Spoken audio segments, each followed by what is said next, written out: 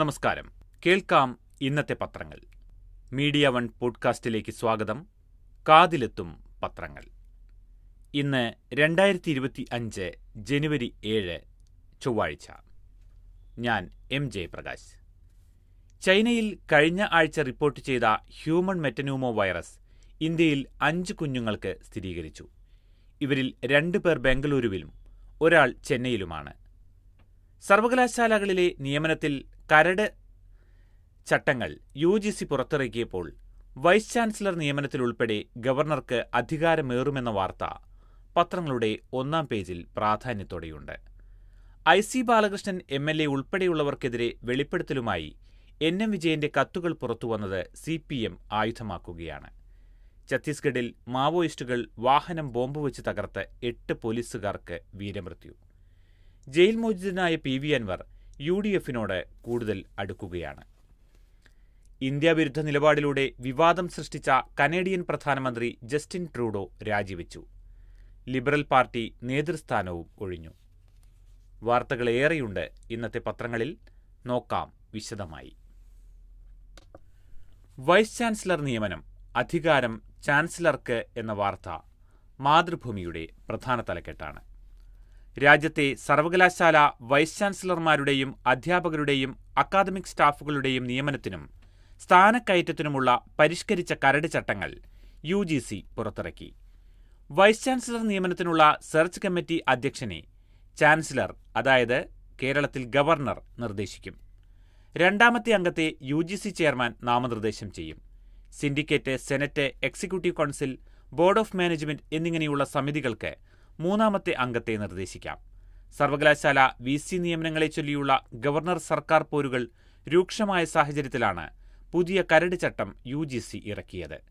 കേന്ദ്ര സംസ്ഥാന സർവകലാശാലകൾക്ക് പുതിയ ചട്ടം ബാധകമാണ്. ഇതിന് വിരുദ്ധമായി നടത്തുന്ന VC നിയമനം അസാധുവാകും.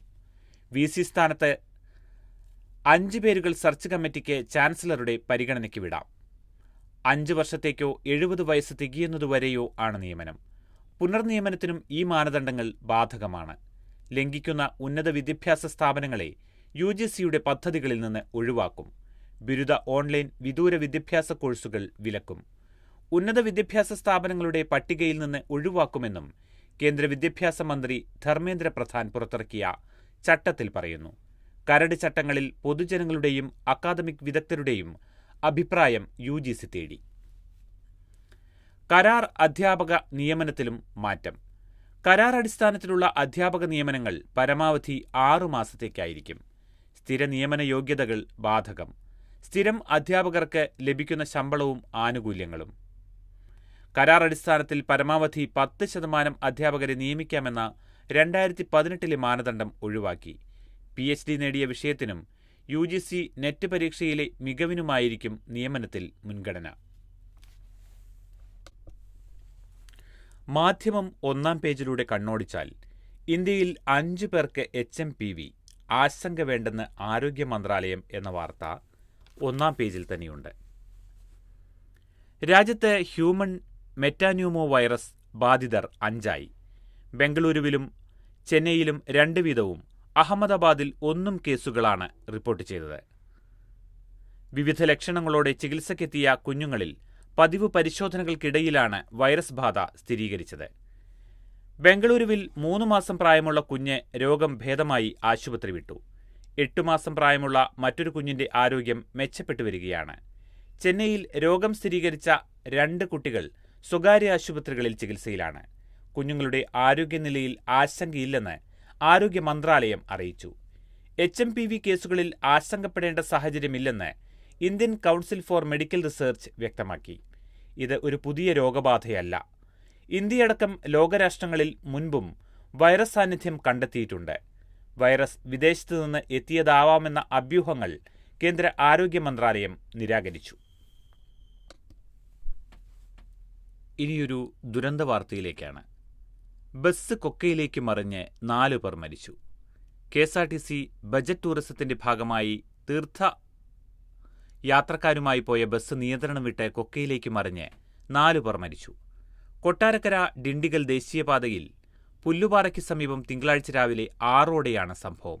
മാവേലിക്കരയിൽ നിന്ന് തഞ്ചാവൂർ, മധുര എന്നിവിടങ്ങളിൽ തീർത്ഥയാത്ര നടത്തി തിരികെ വരികയായിരുന്ന സൂപ്പർ ഡീലക്സ് ബസ്സാണ് അപകടത്തിൽപ്പെട്ടത്.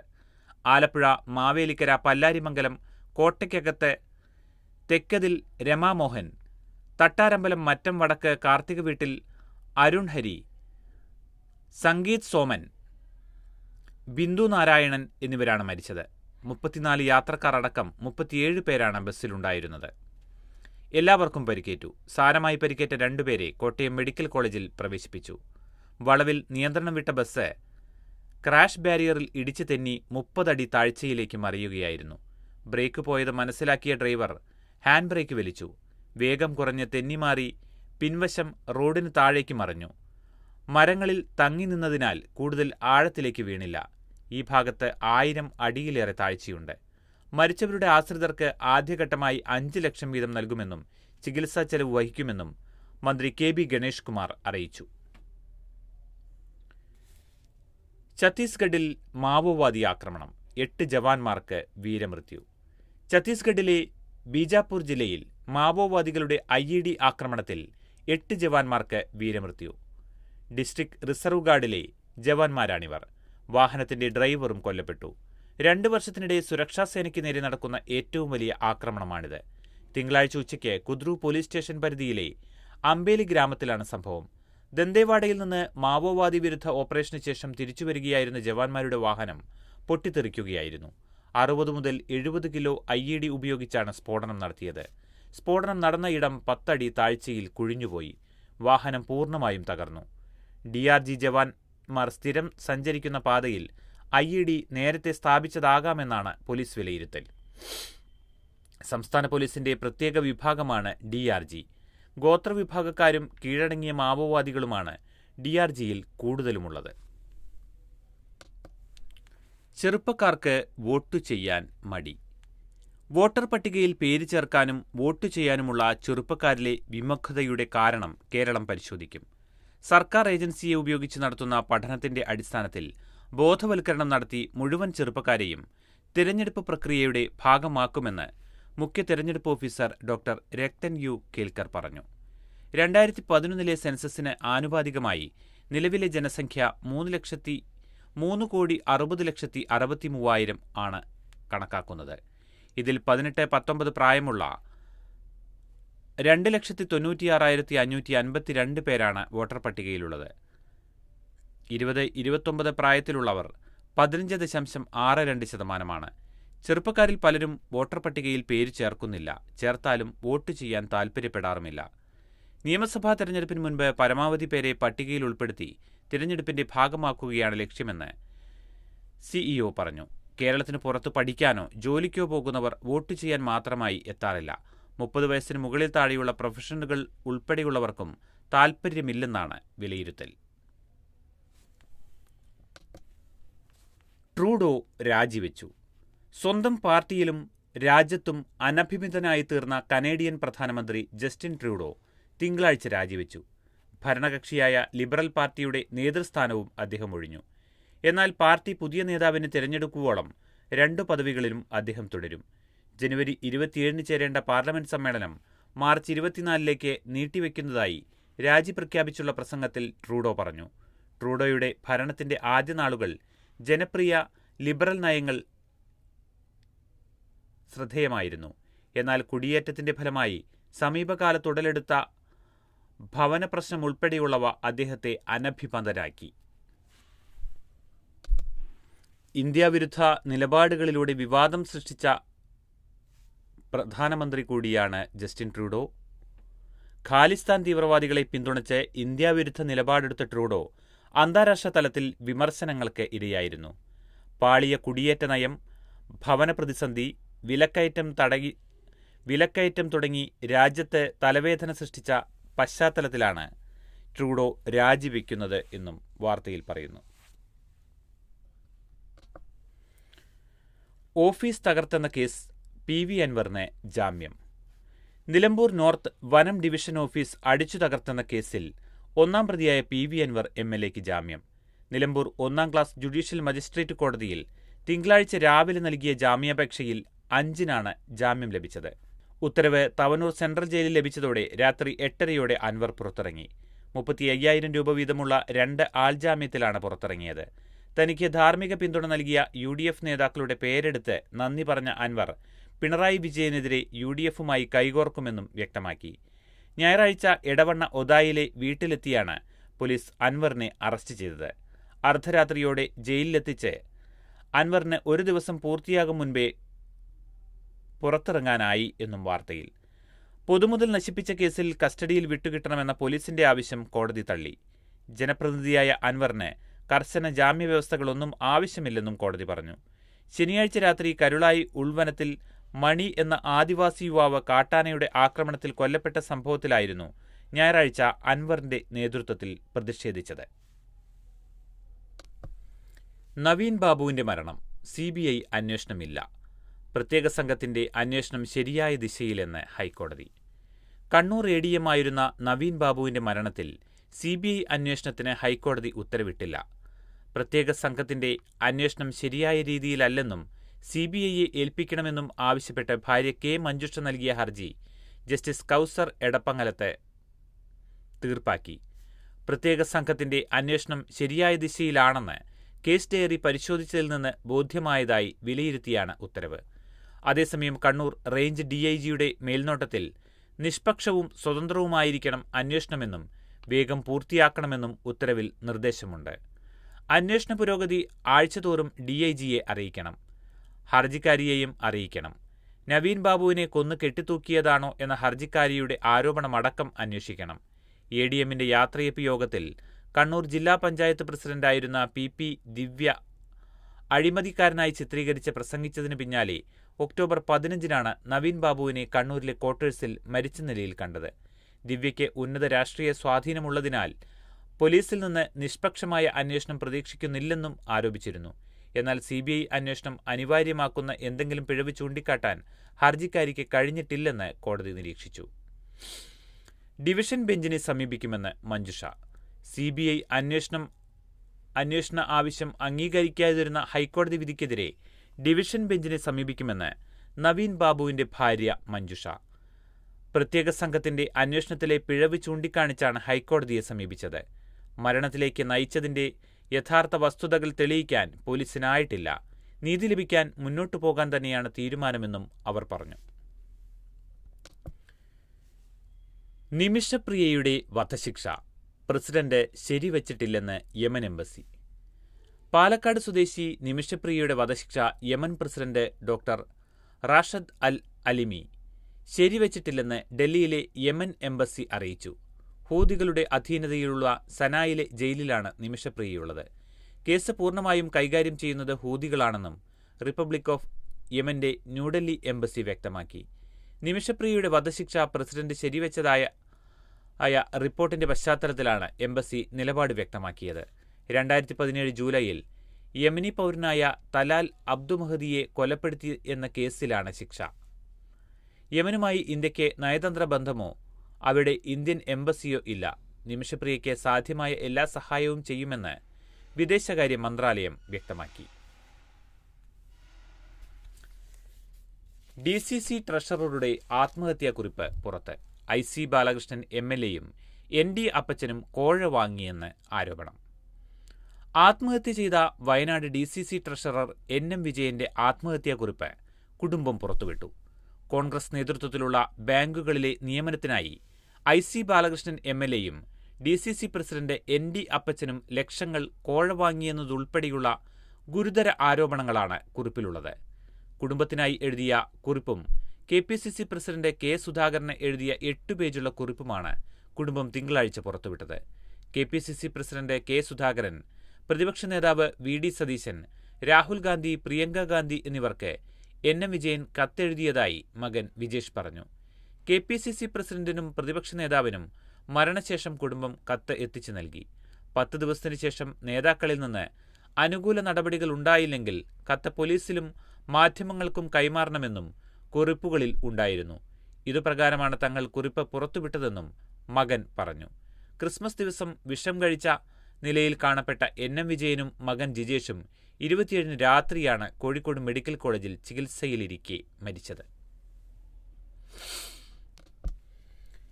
റേഷനു പകരം പണം, ആശങ്കയോടെ കേരളം.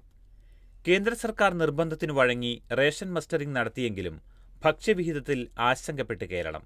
ഗുണഭോക്താക്കളുടെ KYC നടത്തിയില്ലെങ്കിൽ അടുത്ത സാമ്പത്തിക വർഷം മുതൽ ഭക്ഷ്യധാന്യ വിഹിതം ലഭിക്കില്ലെന്നതാണ് കേന്ദ്രം നൽകിയ സൂചന.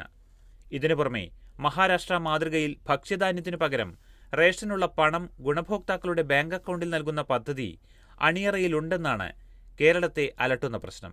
ഇതോടെ മുൻഗണനാ വിഭാഗങ്ങൾക്കു മാത്രമായി റേഷൻ ചുരുങ്ങും. സുപ്രീംകോടതി ഉത്തരവിന്റെ അടിസ്ഥാനത്തിലാണ് റേഷൻ മസ്റ്ററിംഗ് കേന്ദ്രം നിർബന്ധമാക്കിയത്. BPL വിഭാഗത്തിൽ 6 ലക്ഷവും മുൻഗണനാ വിഭാഗത്തിന് 32 ലക്ഷവുമാണ്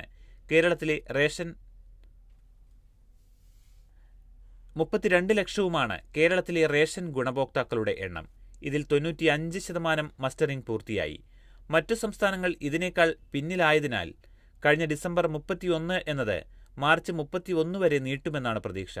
മസ്റ്ററിംഗ് നിർബന്ധമാക്കിയതിനാൽ ചെയ്യാത്തവർക്ക് അടുത്ത സാമ്പത്തിക വർഷം മുതൽ ഭക്ഷ്യവിഹിതം ലഭിക്കാനിടയില്ല. MLA വീണ സംഭവം സംഘാടകരെ രൂക്ഷമായി വിമർശിച്ച് ഹൈക്കോടതി.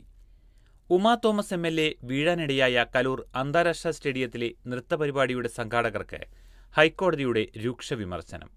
നൃത്തപരിപാടിക്ക് പണം വാങ്ങിയത് എന്ത് അടിസ്ഥാനത്തിലാണെന്ന് സംഘാടകരോട് ആരാഞ്ഞ ജസ്റ്റിസ് PV കുഞ്ഞികൃഷ്ണൻ ഇവർക്ക് ജാമ്യം നൽകിയ മജിസ്ട്രേറ്റ് കോടതി നടപടിയെ വിമർശിച്ചു. സംഘാടകർ വഞ്ചിച്ചെന്ന പരാതിയിലെടുത്ത കേസിൽ മുൻകൂർ ജാമ്യം തേടി മൃദംഗവിഷൻ MD M നികോഷ് കുമാർ നൽകിയ മുൻകൂർ ജാമ്യ ഹർജിയിലാണ് കോടതിയുടെ വിമർശനം. അപകടം പറ്റിയിട്ടും പരിപാടി നിർത്തിവെക്കാൻ തയ്യാറാകാതിരുന്നതിനെ കോടതി വിമർശിച്ചു. അരമണിക്കൂറെങ്കിലും പരിപാടി നിർത്താമായിരുന്നില്ലേ? MLA വീണെന്നറിഞ്ഞിട്ടും സംഘാടകർ തിരിഞ്ഞു നോക്കിയില്ല. സാധാരണക്കാരനാണ് വീണതെങ്കിൽ അവസ്ഥ എന്താകുമായിരുന്നു? ആര് വീണാലും പരിപാടി നിർത്തിവെക്കുകയാണ് ചെയ്യേണ്ടത്. എന്നാൽ പരിക്കേറ്റയാൾക്ക് എന്ത് സംഭവിച്ചെന്ന് അന്വേഷിക്കാനുള്ള ബാധ്യത പോലും മറന്നു. മനുഷ്യജീവന് വിലയില്ലാതായി. സംഘാടകർക്ക് പണം മാത്രം മതി. സംഘാടകർ ചെയ്തത് ക്രൂരതയെന്ന് കോടതി വിലയിരുത്തി. പരിപാടിയുടെ ബ്രോഷർ, നോട്ടീസ് ഉൾപ്പെടെയുള്ള രേഖകൾ ഹാജരാക്കാൻ നിർദ്ദേശിച്ച കോടതി ഹർജി വീണ്ടും വെള്ളിയാഴ്ച പരിഗണിക്കാനായി മാറ്റി. സംഘാടകർക്ക് ഇടക്കാല മുൻകൂർ ജാമ്യം അനുവദിച്ച മജിസ്ട്രേറ്റ് കോടതിയോട് വിശദീകരണം തേടുമെന്ന് കോടതി വ്യക്തമാക്കി. സംഭവത്തിൽ 3 പേർക്കെതിരെ കോർപ്പറേഷൻ നടപടിയെടുത്തു. Health officer, health supervisor, Edappally zonal ഓഫീസിലെ റവന്യൂ ഇൻസ്പെക്ടർ എന്നിവർക്ക് കോർപ്പറേഷൻ സെക്രട്ടറി കാരണം കാണിക്കൽ നോട്ടീസ് നൽകി. നേരത്തെ കലൂർ 16-ാം സർക്കിളിലെ ഹെൽത്ത് ഇൻസ്പെക്ടറെ സസ്പെൻഡ് ചെയ്തിരുന്നു. അന്വേഷണ ഭാഗമായി ബുക്ക് മൈ ഷോ ആപ്പ് അധികൃതരോടും സംഘാടകരോടും രേഖകൾ തേടി. ഇതിനിടെ അറസ്റ്റിലായ 4 പ്രതികളുടെയും ഇടക്കാല ജാമ്യം ചൊവ്വാഴ്ച അവസാനിക്കും. 3-ാം പ്രതി ഓസ്കർ ഇവന്റ് മാനേജ്മെന്റ് ഉടമ തൃശൂർ പൂത്തോൾ സ്വദേശി PS ജനീഷിന്റെ അറസ്റ്റ് ഉടനുണ്ടാകുമെന്നും സൂചനയുണ്ട്. മുനമ്പം ഭൂമി തിരിച്ചു കിട്ടണമെന്ന് വഖഫ് ബോർഡ്. വഖഫ് ഭൂമി അല്ലെന്ന പ്രസ്താവനയിൽ പ്രതിഷേധം. മുനമ്പത്തെ 404.76 ഏക്കർ ഭൂമി കയ്യേറ്റക്കാരിൽ നിന്ന് പിടിച്ചെടുത്ത് തങ്ങൾക്ക് തിരിച്ചു നൽകണമെന്ന് കമ്മീഷനു മുന്നിൽ സംസ്ഥാന വഖഫ് ബോർഡ്. മുനമ്പം ഭൂമി പ്രശ്നം പരിഹരിക്കാൻ സർക്കാർ നിയോഗിച്ച ജസ്റ്റിസ് CN രാമചന്ദ്രൻ നായർ ചെയർമാനായ കമ്മീഷനു മുന്നിൽ തിങ്കളാഴ്ചയാണ് ബോർഡ് നിലപാട് വ്യക്തമാക്കിയത്. വഖഫ് സ്വത്താണെന്ന് അറിഞ്ഞാണ് ഭൂമി കയ്യേറിയതെന്ന് ബോർഡ് ചൂണ്ടിക്കാട്ടി. നിയമവിരുദ്ധമായി തയ്യാറാക്കിയ ആധാരങ്ങൾ സാധുതയില്ലാത്തവയാണ്. സത്യസന്ധമായി ഭൂമി ഇടപാട് നടത്തിയവരായി മുനമ്പത്തെ വൻകിടക്കാരെ കാണാനാവില്ല. സർവേ നടത്തണം. അവകാശവാദം തെളിയിക്കുന്ന നിരവധി രേഖകൾ ഇവർ ഹാജരാക്കി. കമ്മീഷൻ നിർദ്ദേശപ്രകാരം ഫറൂഖ് കോളേജ് മാനേജ്മെന്റും മുനമ്പം ഭൂമിയിലെ താമസക്കാരുടെ പ്രതിനിധികളും മുൻപ് രേഖകൾ ഹാജരാക്കിയിരുന്നു. വഖഫ് ബോർഡ് കൂടി മറുപടി നൽകിയ സാഹചര്യത്തിൽ ജനുവരി 10-ന് ശേഷം കലക്ടറേറ്റിൽ വിശദമായ തെളിവെടുപ്പ് ആരംഭിക്കാനാണ് കമ്മീഷൻ തീരുമാനം. അതേസമയം കഴിഞ്ഞ ദിവസം മുനമ്പം സന്ദർശിച്ച കമ്മീഷൻ ചെയർമാൻ സമരപ്പന്തലിൽ നടത്തിയ ചില പരാമർശങ്ങളിൽ കടുത്ത പ്രതിഷേധമുയർന്നിട്ടുണ്ട്. ഒരു കോടതിയും മുനമ്പത്തേത് വഖഫ് ഭൂമിയാണെന്ന് പറയുകയോ അന്തിമ തീരുമാനമെടുക്കുകയോ ചെയ്തിട്ടില്ലെന്നാണ് രാമചന്ദ്രൻ നായർ പ്രസ്താവിച്ചത്. എന്നാൽ മുനമ്പത്തേത് വഖഫ് ഭൂമിയാണെന്നോ അല്ലെന്നോ ഒരു കോടതിയും ഇതുവരെ അന്തിമമായി തീർപ്പ് കൽപ്പിച്ചിട്ടില്ല എന്നാണ് താൻ പറഞ്ഞതെന്നായിരുന്നു ചെയർമാന്റെ പിന്നീടുള്ള വിശദീകരണം. മുനമ്പത്തെ ഭൂമി വഖഫ് ആണോ അല്ലയോ എന്ന് തീരുമാനിക്കാനല്ല കമ്മീഷനെ നിയോഗിച്ചതെന്നിരിക്കെ വഖഫ് ഭൂമി അല്ലെന്ന ചെയർമാന്റെ ഏകപക്ഷീയമായ പ്രഖ്യാപനം സമൂഹത്തെ തെറ്റിദ്ധരിപ്പിക്കാനാണെന്നാണ് വിമർശനം. സ്പെയ്ഡെക്സ് ഡോക്കിംഗ് വ്യാഴാഴ്ചത്തേക്ക് മാറ്റി. ബംഗളൂരു. ബഹിരാകാശ പേടകങ്ങളെ ഭൂമിയുടെ ഭ്രമണപഥത്തിൽ വെച്ച് കൂട്ടിയോജിപ്പിക്കുന്ന സ്പെയ്ഡ് ഡോക്കിംഗ് 9 മാറ്റി. സമയം പിന്നീട് അറിയിക്കുമെന്ന് ISRO അറിയിച്ചു. ചില സാങ്കേതിക പ്രശ്നങ്ങൾ കണ്ടെത്തിയതിനെ തുടർന്നാണിത്. കൂടുതൽ പരിശോധനകളും സിമുലേഷനുകളും നടത്തിയ ശേഷമേ ഡോക്കിംഗിലേക്ക് കടക്കൂ. ചൊവ്വാഴ്ച 9-നും 10-നും ഇടയിൽ ഡോക്കിംഗ് നടത്താമെന്നായിരുന്നു നേരത്തെ അറിയിച്ചിരുന്നത്. ISROയുടെ ബാംഗ്ലൂരു പീനിയയിലെ ടെലിമെട്രിക് ട്രാക്കിംഗ് ആൻഡ് കമാൻഡിംഗ് നെറ്റ്വർക്കിൽ ആണ് ശാസ്ത്രജ്ഞർ പേടകങ്ങളെ നിയന്ത്രിക്കുന്നത്. അതിനിടെ ഡോക്കിംഗ് സംവിധാനം സ്പെയ്ഡെക്സ് 2ാം ഉപഗ്രഹത്തിൽ നിന്ന് പുറത്തേക്ക് വരുന്ന പുതിയ വീഡിയോ ISRO പുറത്തുവിട്ടു. ഡിസംബർ 30-നാണ് സ്പെയ്ഡെക്സ് പരീക്ഷണത്തിനുള്ള 2 ചെറു ഉപഗ്രഹങ്ങളെ PSLV C60 ഭ്രമണപഥത്തിൽ എത്തിച്ചത്. ഇന്നു കാണാം മാനത്തെ കൊട്ടാരം. മാനത്തെ കൊട്ടാരമെന്ന് വിശേഷിപ്പിക്കപ്പെടുന്ന അന്താരാഷ്ട്ര ബഹിരാകാശ നിലയം കഴിഞ്ഞ 1/4 നൂറ്റാണ്ടിലധികമായി മാനത്ത് നമ്മുടെ തലയ്ക്ക് മുകളിലൂടെ പലതവണ കടന്നുപോകാറുണ്ട്. വാനനിരീക്ഷണ കുതുകികൾക്ക് സ്ഥിരം കാഴ്ചയാണിതെങ്കിലും ഇത് കാണാത്തവരായി ഒട്ടേറെ പേരുണ്ടാകും. അത്തരക്കാർക്ക് ചൊവ്വാഴ്ച രാത്രി ഒരു സുവർണാവസരമുണ്ടെന്ന് അമച്വർ വാനനിരീക്ഷകൻ സുരേന്ദ്രൻ പുന്നശ്ശേരി പറഞ്ഞു. രാത്രി 7:15 അന്താരാഷ്ട്ര ബഹിരാകാശ നിലയം തെക്ക് പടിഞ്ഞാറൻ മാനത്ത് പ്രത്യക്ഷപ്പെടും. തുടർന്ന് വടക്ക് കിഴക്കൻ ദിശയിലേക്ക് നീങ്ങും. ശുക്രന്റെയും ചന്ദ്രന്റെയും സമീപത്തുകൂടി നീങ്ങി 7:30 വടക്ക് കിഴക്കൻ മാനത്ത് അപ്രത്യക്ഷമാകും. കേരളത്തിൽ എല്ലായിടത്തുനിന്നും ഇത് കാണാമെങ്കിലും പ്രാദേശികമായി സമയത്തിൽ ഏതാനും സെക്കൻഡുകളുടെ വ്യത്യാസമുണ്ടാകാം. ചിലയിടങ്ങളിൽ ഗ്രഹത്തെയും ചന്ദ്രനെയും മറ്റും മറച്ചുകൊണ്ടാണിത് കടന്നുപോകുന്നത്. 357 അടി നീളവും 240 അടി വീതിയും 89 അടി ഉയരവുമുള്ള ഒരു പടുകൂറ്റൻ ആകാശക്കപ്പൽ ഭൂമിയിൽ നിന്ന് ഏതാണ്ട് 400 കിലോമീറ്റർ ഉയരത്തിൽ മണിക്കൂറിൽ ഏതാണ്ട് 27,000 കിലോമീറ്റർ വേഗത്തിലാണ് കുതിക്കുന്നത്. സുനിത വില്യംസ് അടക്കം 7 ഗഗനചാരികൾ ഇപ്പോൾ അതിലുണ്ട്. ഒരു സാധാരണ മൊബൈൽ ക്യാമറയിൽ ഇതിന്റെ വീഡിയോ ദൃശ്യം പകർത്താനും കഴിയും. വത്തിക്കാനിൽ പ്രധാന ചുമതലയിൽ ആദ്യമായി വനിത. വത്തിക്കാനിലെ പ്രധാന ഓഫീസുകളിലൊന്നിന്റെ മേധാവിയായി ഇറ്റാലിയൻ കന്യാസ്ത്രീ സിമോണ ബ്രാംബില്ലയെ ഫ്രാൻസിസ് മാർപ്പാപ്പ നിയമിച്ചു. എല്ലാ സന്യാസ സഭാ വിഭാഗങ്ങളുടെയും ചുമതലയുള്ള കൂരിയയുടെ നേതൃസ്ഥാനമാണ് സിബ്രാംബില്ലയ്ക്ക്. ആദ്യമായാണ് വത്തിക്കാനിലെ ഉന്നത പദവിയിൽ വനിതയെത്തുന്നത്.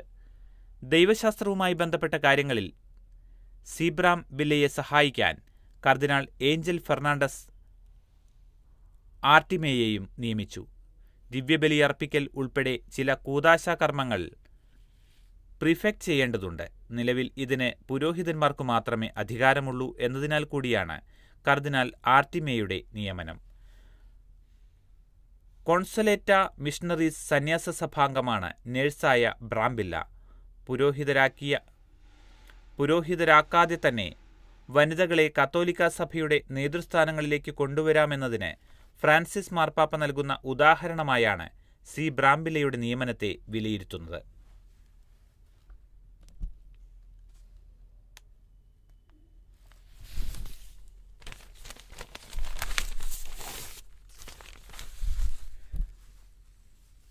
ബ്രഹ്മപുത്രയിലെ അണക്കെട്ട് ഇന്ത്യക്ക് ആശങ്ക വേണ്ടെന്ന് ചൈന.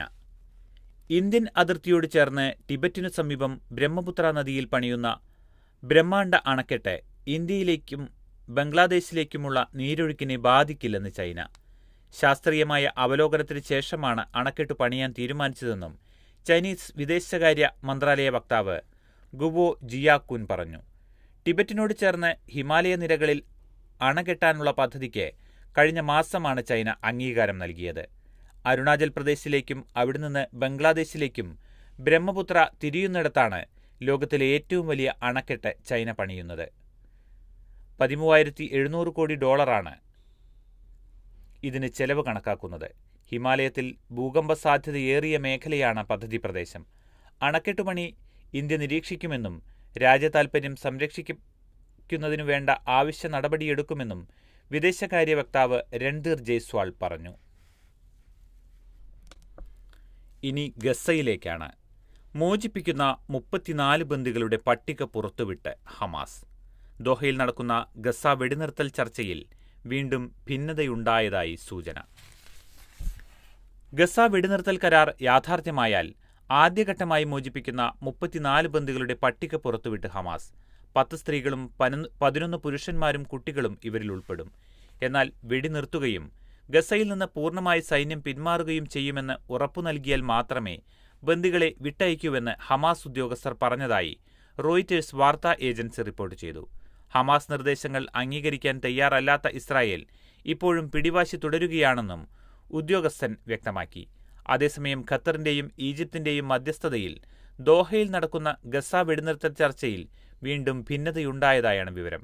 മോചിപ്പിക്കാൻ ഉദ്ദേശിക്കുന്ന ബന്ദികളുടെ പേരുകൾ ഹമാസ് കൈമാറിയെന്ന റിപ്പോർട്ടുകൾ ഇസ്രായേൽ പ്രധാനമന്ത്രി ബെന്യാമിൻ നെതന്യാഹുവിന്റെ ഓഫീസ് തള്ളി.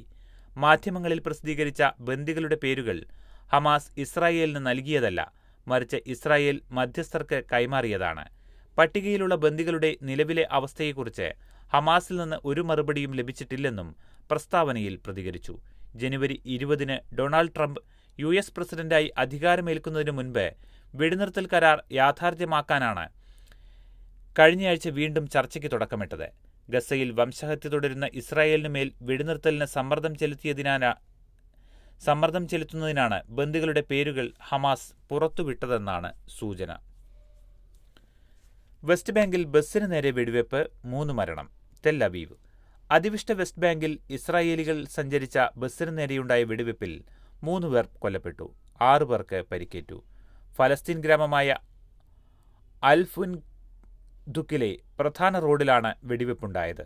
60 വയസ്സുള്ള 2 സ്ത്രീകളും 40 വയസ്സുള്ളയാളുമാണ് കൊല്ലപ്പെട്ടതെന്ന് ഇസ്രായേലിന്റെ മേഗൻ ഡേവിഡ് ആദം രക്ഷാപ്രവർത്തന സംഘം അറിയിച്ചു. അക്രമിയെയും കൊല്ലപ്പെട്ടവരെയും കുറിച്ചുള്ള വിവരങ്ങൾ പുറത്തുവിട്ടിട്ടില്ല. സംഭവത്തിൽ അന്വേഷണം തുടങ്ങിയതായി സൈനിക വൃത്തങ്ങൾ പറഞ്ഞു. 1967-ലെ പശ്ചിമേഷ്യൻ യുദ്ധത്തിൽ ഇസ്രായേൽ പിടിച്ചെടുത്ത മേഖലകളിൽ ഒന്നാണ് വെസ്റ്റ് ബാങ്ക്. ഇവിടെ 5 ലക്ഷം അനധികൃത ഇസ്രായേലി കുടിയേറ്റക്കാരുണ്ടെന്നാണ് വിവരം. ഗസ ആക്രമണം തുടങ്ങിയ ശേഷം നിരവധി തവണ ഇസ്രായേൽ ഇവിടെ കനത്ത റെയ്ഡുകളും വെടിവെപ്പും നടത്തിയിരുന്നു. ഇതേ തുടർന്ന് വെസ്റ്റ് ബാങ്കിൽ മാത്രം 835 ഫലസ്തീനികൾ കൊല്ലപ്പെട്ടതായാണ് ഫലസ്തീൻ ആരോഗ്യ മന്ത്രാലയത്തിന്റെ കണക്ക്. ഗോൾഡൻ ഗ്ലോബിൽ എമിലിയ പെരസ് മികച്ച ചിത്രം. 82ാമത് ഗോൾഡൻ ഗ്ലോബ് പുരസ്കാരവേദിയിൽ ഇന്ത്യയുടെ ഓൾ വി ഇമാജിൻ ആസ് ലൈറ്റിനെ പിന്തള്ളി ഫ്രഞ്ച് ചിത്രം എമിലിയ പെരസ് മികച്ച വിദേശ ഭാഷാ ചിത്രമായി തിരഞ്ഞെടുക്കപ്പെട്ടു. ദി ബ്രൂട്ടലിസ്റ്റിന്റെ ബ്രാഡി കോർബറ്റാണ് മികച്ച സംവിധായകൻ. ഡ്രാമ വിഭാഗത്തിലെ മികച്ച സിനിമയും ദ ബ്രൂട്ടലിസ്റ്റാണ്. മികച്ച നടനും ചിത്രത്തിനും സംവിധായകനുമുള്ള പുരസ്കാരമാണ് ബ്രൂട്ടലിസ്റ്റ് സ്വന്തമാക്കിയത്. എമിലിയ പെരസ് മികച്ച മ്യൂസിക്കൽ, കോമഡി സിനിമ, വിദേശ ഭാഷാ ചിത്രം, സഹനടി, ഗാനം തുടങ്ങിയ ഗോൾഡൻ ഗ്ലോബുകളാണ് നേടിയത്. ഐ ആം സ്റ്റിൽ ദർ എന്ന ചിത്രത്തിലെ അഭിനയത്തിന് ബ്രസീലിയൻ നടി ഫെർണാണ്ട ടോറസ് മികച്ച നടിയായി. അഞ്ജലീന ജോളിയെയും നിക്കോൾ കിഡ്മാനെയും കേറ്റ് വിൽസ്ലെറ്റിനെയും പമേല ആൻഡേഴ്സനെയും പിന്തള്ളിയാണ് 59-കാരിയായ ഫെർണാണ്ട നേട്ടം കൈവരിച്ചത്. ദ ബ്രൂട്ടലിസ്റ്റിൽ ആഡ്രിയൻ ബ്രോഡിയാണ് മികച്ച നടൻ. ദ പിയാനിസ്റ്റ് എന്ന ചിത്രത്തിലെ അഭിനയത്തിന് നഷ്ടപ്പെട്ട ഗോൾഡൻ ഗ്ലോബാണ് ദ ബ്രൂട്ടലിസ്റ്റിലൂടെ ആഡ്രിയൻ തിരിച്ചുപിടിച്ചത്. മ്യൂസിക്കൽ കോമഡി വിഭാഗത്തിൽ ഡെമി മ്യൂറെ മികച്ച നടിക്കും സെബാസ്റ്റ്യൻ സ്റ്റാൻ മികച്ച നടനുമുള്ള ഗോൾഡൻ ഗ്ലോബ് സ്വന്തമാക്കി. കോൺക്ലേവ് ചിത്രത്തിനു വേണ്ടി തിരക്കഥ രചിച്ച പീറ്റർ സ്ട്രോഗനാണ് മികച്ച തിരക്കഥാകൃത്ത്. മികച്ച ആനിമേഷൻ ചിത്രമായി ഫ്ലോ തിരഞ്ഞെടുക്കപ്പെട്ടു. ഷോഗൻ മികച്ച ടെലിവിഷൻ സീരീസ് ആയപ്പോൾ ലിമിറ്റഡ് സീരീസ് വിഭാഗത്തിലെ ഗോൾഡൻ ഗ്ലോബ് ബേബി റെയിൻഡിയർ നേടി.